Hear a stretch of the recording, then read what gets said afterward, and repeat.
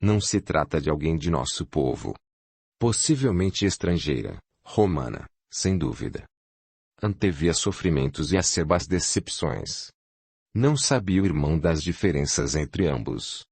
Viviam em mundos opostos, conquistador e conquistado.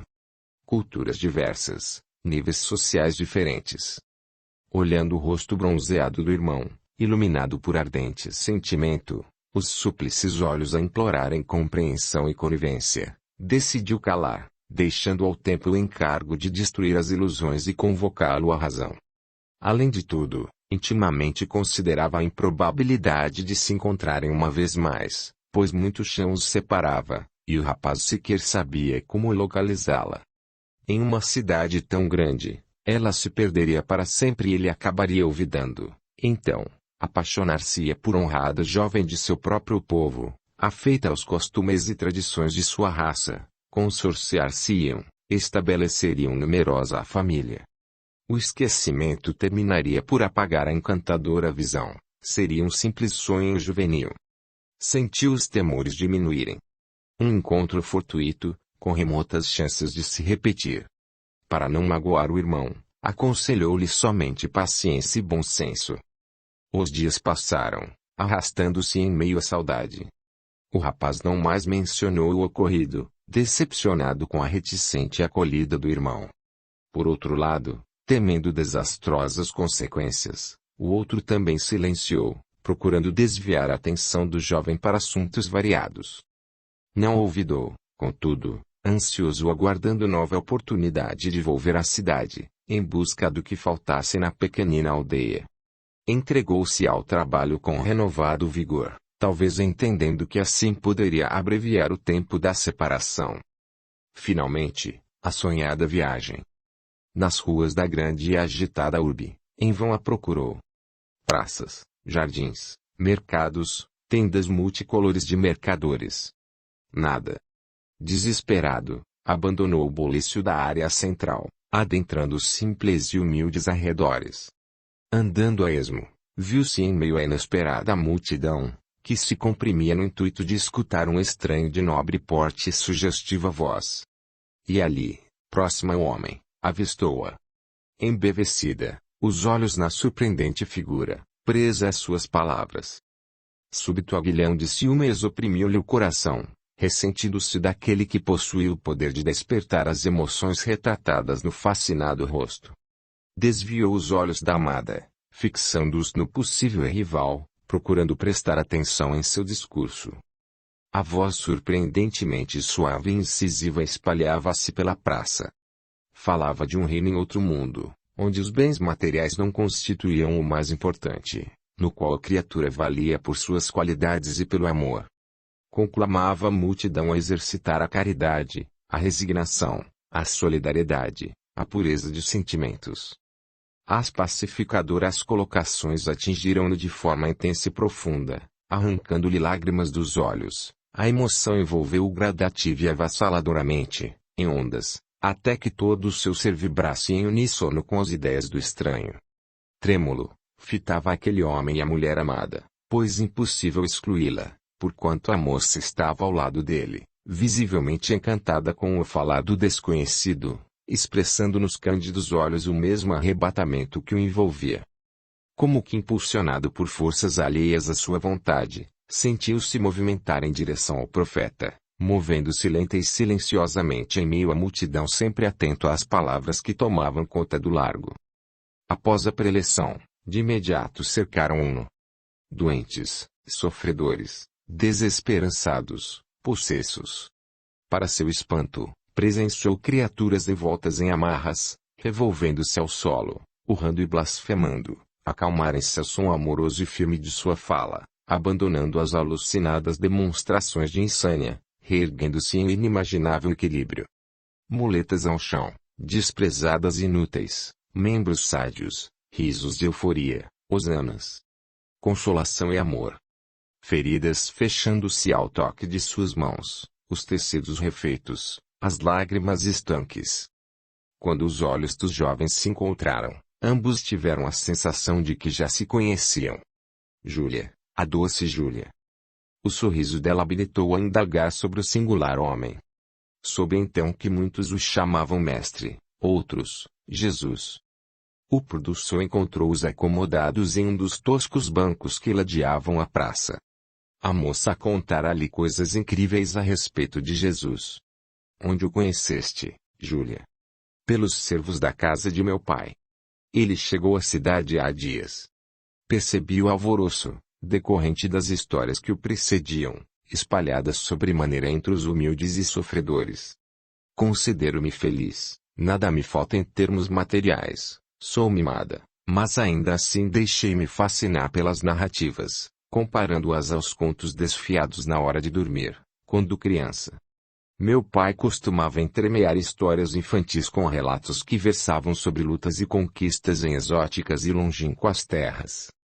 O rapaz compreendeu que o rabi assumira, na romântica visão de Júlia, feições de herói mágico.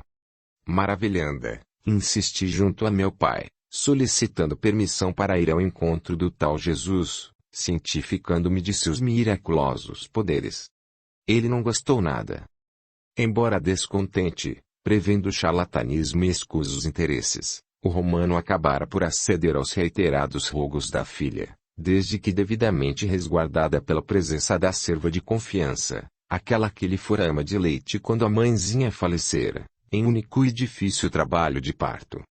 Júlia semicerrou os olhos, recordando. O pai logo se casara pela segunda vez. Embora desejasse outros filhos, eles não vieram, e sua nova esposa bem cedo demonstrava desinteresse pela enteada, restando-lhe a serva amorosa e fiel. A boa mulher ali estava, entre os derradeiros que ainda rodeavam o mestre, presa às suas palavras, igualmente admirada com os feitos considerados miraculosos, inusitadamente alheia à menina considerada filha. Ingênua e inocente, a jovem repetia ao rapaz tudo o que ouvira sobre o rabi Nazareno, detalhando as histórias que corriam de boca em boca, repetindo com surpreendente exatidão os ensinamentos do mestre, aos quais tivera acesso nos últimos dias, auferidos de sua própria pessoa nas reuniões de que participava, sempre escudada pela boa serva. À noite, recolhido à estalagem simples porém asseada, o moço sentindo-se em um novo mundo, parecendo vivenciar um sonho maravilhoso, consolidado na presença da amada e do homem que diziam ser o Filho de Deus, o Deus único do povo de Israel, a quem aprenderá a respeitar e a reverenciar desde pequenino. Todavia, quanta diferença no Deus apresentado por Jesus! Nada de vingança, revolta, sentimentos mesquinhos dos humanos. Um pai amoroso e justo, paciente com as imperfeições de seus filhos. No dia seguinte, tratou de cumprir brevemente as tarefas de que fora incumbido, permitindo-se o alongamento da permanência na cidade, embora cônscio da provável preocupação causada na distante família. Depois lhe explicaria. Perplexo, constatou que Jesus passara a ocupar destacado lugar em seus pensamentos, direcionando suas ações, a ponto tal que ouvi-lo parecia o mais importante para a sua existência presente e futura. A presença da jovem e a confirmação das esperanças que acalentaram sobre sua pessoa inundava-lhe a alma de alegria. No entanto, sabia que jamais seria o mesmo depois de ter conhecido o mestre. Foram dias de encantamento e ternura para os dois jovens. Profundos sentimentos brotaram do ímã daquelas almas, emoções que tinham a ver com a presença da pessoa amada, mescladas à renovadora descoberta da boa nova propagada pelo meigo rabi da Galileia. Dias depois o mestre partiu, rumo a outras terras e gentes, sempre espalhando sua mensagem. O dever chamava, pontificando a necessidade de retorno ao lar, embora o coração almejasse ficar junto à amada. Em lágrimas se despediram, planejando novo encontro. Quando? Não o sabiam. O moço não era certamente o mesmo que saíra da casa paterna uma quinzena antes. A convivência com os ensinamentos profundos e renovadores do mestre despertara uma nova consciência e uma diferente visão existencial. Sentia-se, ao mesmo tempo, feliz e apreensivo. Aqueles dias na cidade abriram-lhe os sonhadores olhos para as profundas diferenças sociais existentes entre ele e a jovem. Impossível deixar de observar a riqueza nos trajes e adornos, mesmo que simplesmente se vestisse para não ofender os paupérrimos em busca de Jesus, ou a postura nobre e elegante de Patrícia romana, exteriorizada nos mínimos gestos. A seu lado, percebera-se, por vezes inúmeras, deslocado, as rústicas roupas contrastando com a delicadeza dos trajes da amada, as calosas mãos parecendo ferir-lhe a pele fina das acetinadas mãozinhas. No entanto, os constrangimentos esvaíam-se quando as almas se buscavam, unidas na similaridade de interesses, sentimentos e emoções. Então, as exterioridades deixavam de existir e o amor pairava acima de tudo, pleno e pacificador. As palavras de Jesus diziam de um mundo de amor e paz, destituído de preconceitos, onde somente as qualidades e virtudes contavam. Por que não poderiam vivenciar esta realidade maravilhosa, deixando para trás as diferenças sociais, valorizando somente as afinidades de gêmeas almas, destinadas à comunhão eterna? Esperançoso, o novo homem percorria a longa estrada de volta ao lar, entregando-se confiantemente ao Deus que aprenderá a conhecer através do amoroso Rabi, um Deus que, certamente, não estaria interessado em raça, posição social, roupas, adereços. Uma família aflita e aliviada acolheu efusivamente, entre abraços, beijos e reprimendas. Sem saber o porquê, omitiu o reencontro com a jovem, limitando-se a discorrer sobre Jesus, surpreendendo-os com os ensinamentos e feitos testemunhados. Receosos a princípio, encantaram-se todos depois, e seus corações acolheram jubilosamente o mestre. Na pequenina propriedade rural, tudo se encaixava novamente em benfazeja rotina. Assim parecia. Dia após dia, o jovem extremava-se nos labores e, à noite, antes do merecido repouso que os cansados corpos solicitavam, a família reunia-se à luz da candeia para escutar e rememorar os ensinamentos do Messias. No fundo do coração, silente e expectante, o sentimento por Júlia permaneceria oculto, pois o moço não falaria a ninguém sobre o encontro, receoso de que colocassem os naturais obstáculos, ansiosos em protegê-lo de uma relação difícil e conflitante. Os meses passaram, arrastando-se interminavelmente. As sementes lançadas à terra germinaram, transformadas em generosa colheita, permitindo-lhes o sustento e recursos para as compras necessárias. Nova viagem fora estabelecida. A estrada parecia-lhe infinita, a distender-se em intermináveis meandros. Puxada por vigorosos animais, a carroça jamais fora motivo de tamanha impaciência por sua pretensa lentidão.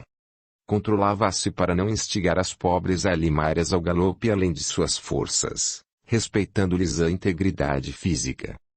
Mal chegara, cavalos e carroça abrigados na estrebaria da estalagem, disparou para a praça onde encontrara juntamente com Jesus. O coração dizia-lhe: estaria à sua espera. Realmente. Sentada no mesmo banco, acompanhada pela paciente serva, ambas dedicadas à costura, em expectativa repetida dia a dia desde que ele se fora. Os moradores da humilde região haviam se acostumado com a sua presença linda e bondosa, conhecendo-lhe os motivos, compartilhavam de sua saudade, vibrando pelos jovens apaixonados. Habituara-se a levar material de costura e seus ágeis dedos trabalhavam roupas que agasalhariam os menos afortunados.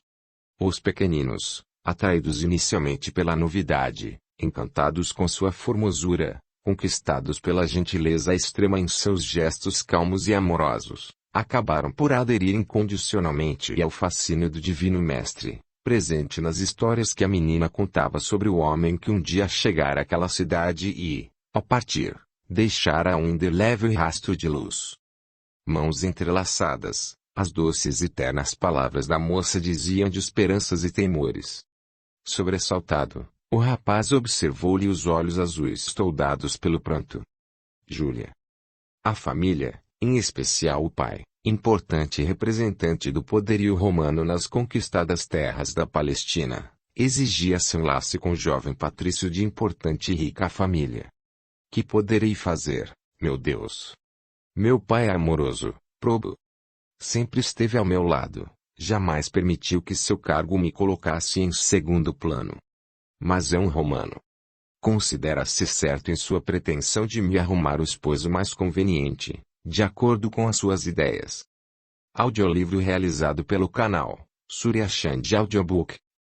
Embora a moça calasse maiores explicações, o rapaz compreendeu.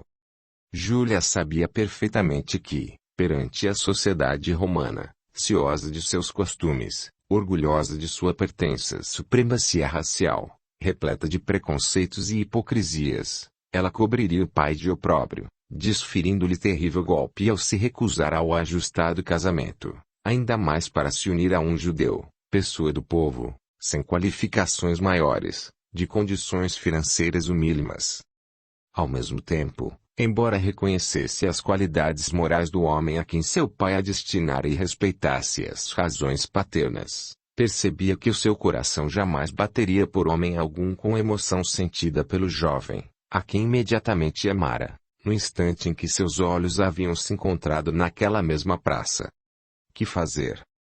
Olhando-a desfeita em lágrimas, o rapaz pressentiu a presença do mestre ou a conduzi-los uma vez mais.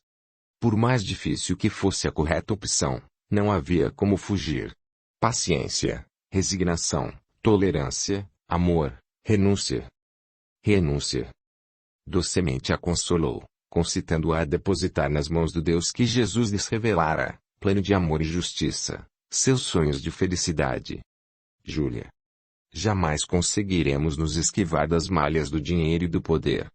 E muito menos dos preconceitos de uma sociedade extremamente materialista, dominante.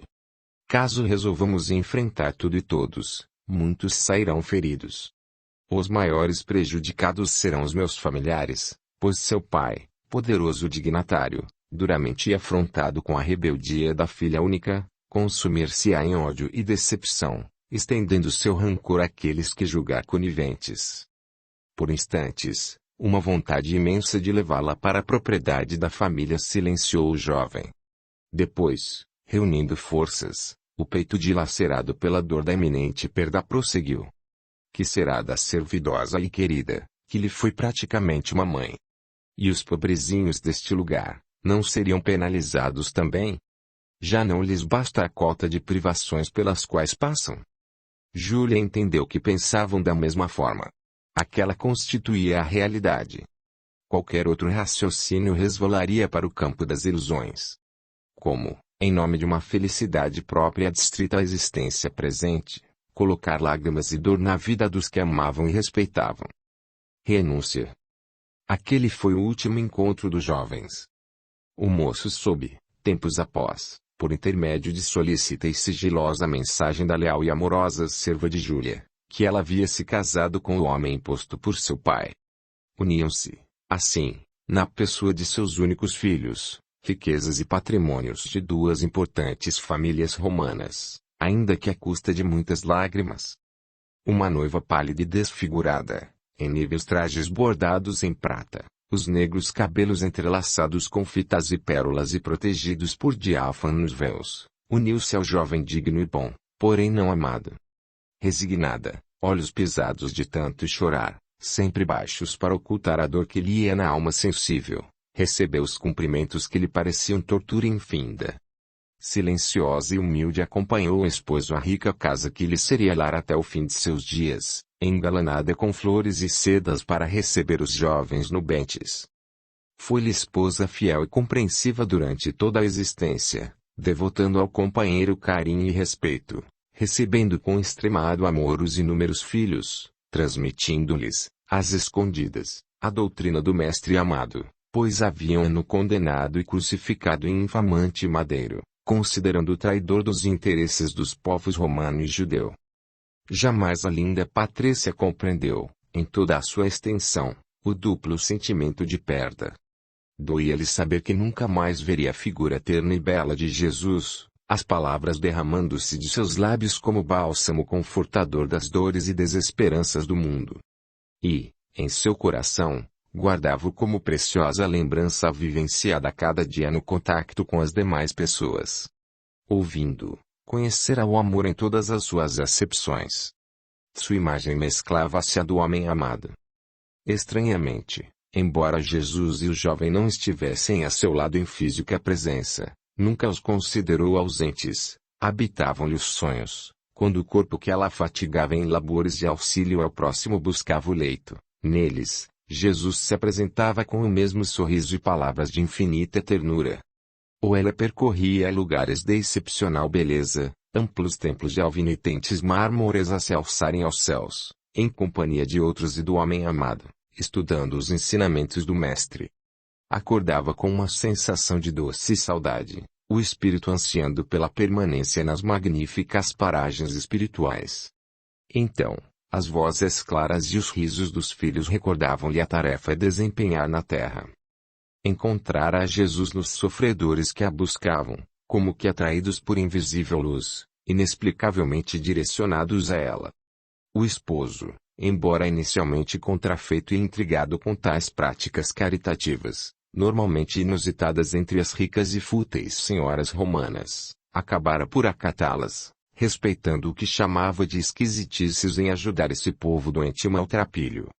Meiga e paciente, ela convencia-o a abrir os cofres e destinar significativas somas à beneficência, colocando em prática os ensinamentos que recebera do Rabi da Galileia, embora impedida de falar abertamente sobre ele ou sequer de lhe citar o nome querido.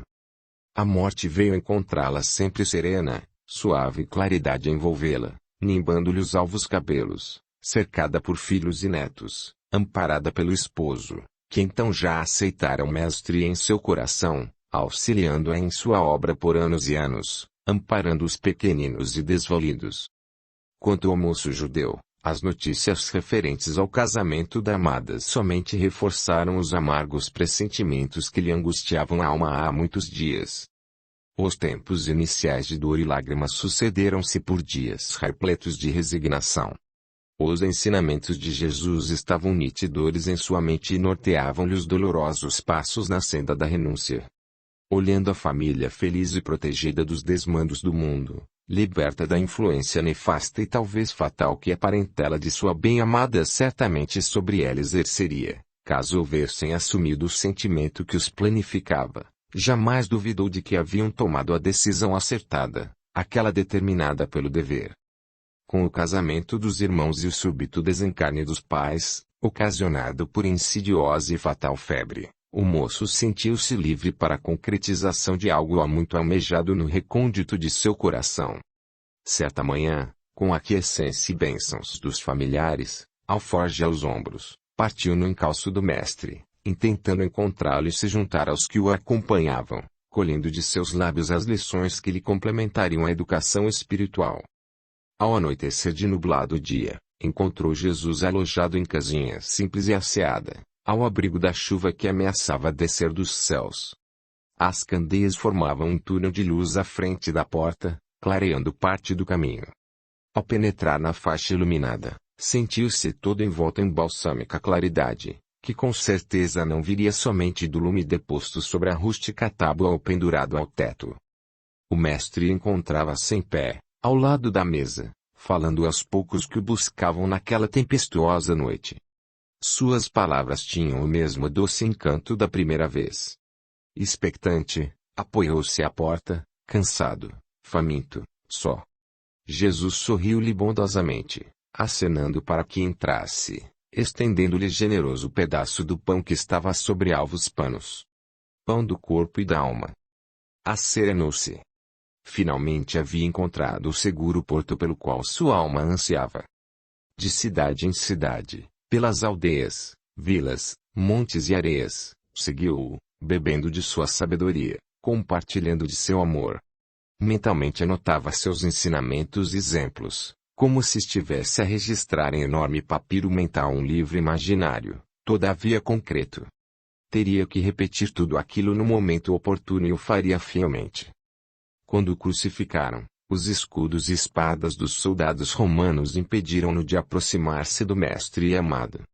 Silente e triste em meio à multidão enlouquecida, escutava sua voz interna recomendar-lhe paciência e resignação.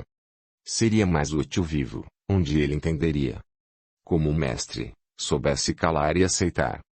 Os dias subsequentes à morte de Jesus revestiram-se de profundas tristezas e angústias.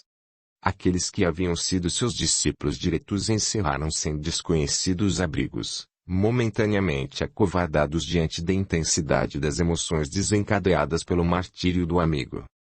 Embora o Rabi os houvesse prevenido em diferentes e muitas ocasiões a respeito da inevitabilidade do sacrifício, ainda assim acreditavam que uma criatura com tantos poderes, que calava os ventos e as tempestades, asserenava águas turbulentas, multiplicava pães e peixes, curava, retirando de corpos apodrecidos a morféia que a todos aterrorizava, poderia eximir-se de tão infamante morte.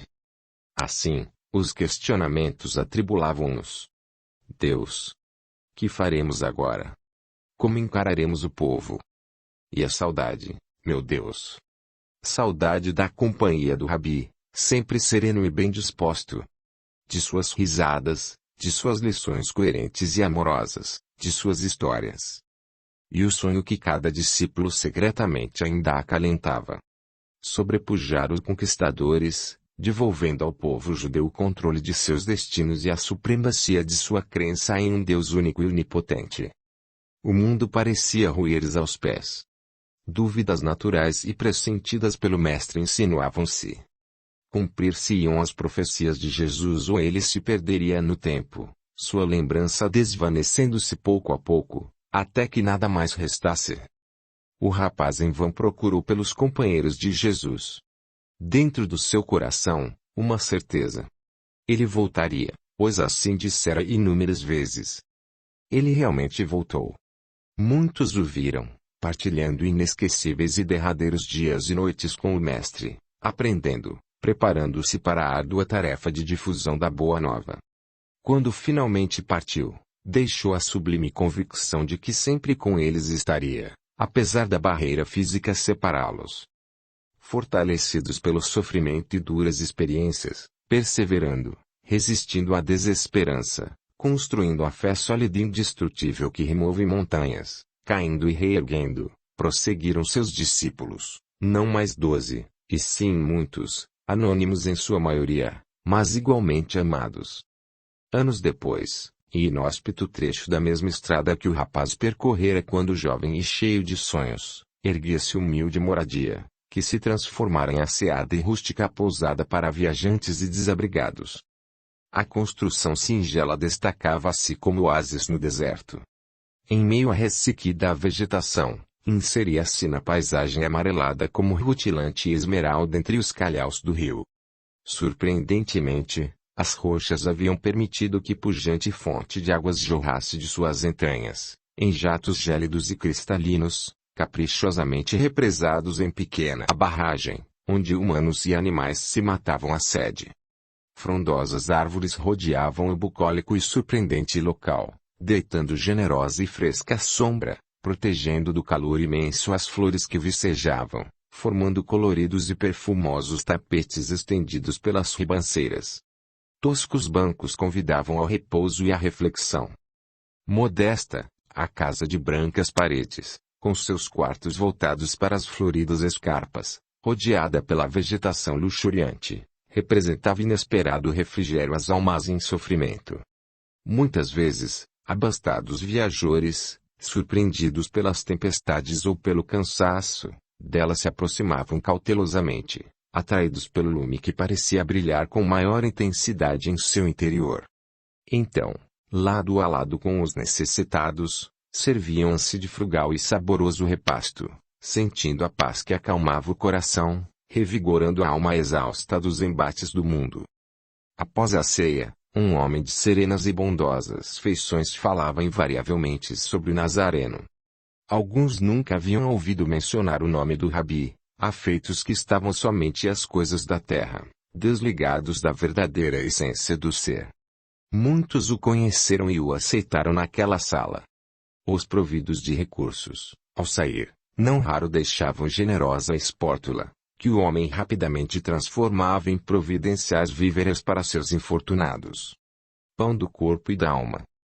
Nos fundos da casa, um pouco de tudo, evidenciando a procedência do despojado proprietário. Suas mãos calosas e fortes, ao longo dos anos, retiraram pacientemente as pedras e escolhos que recobriam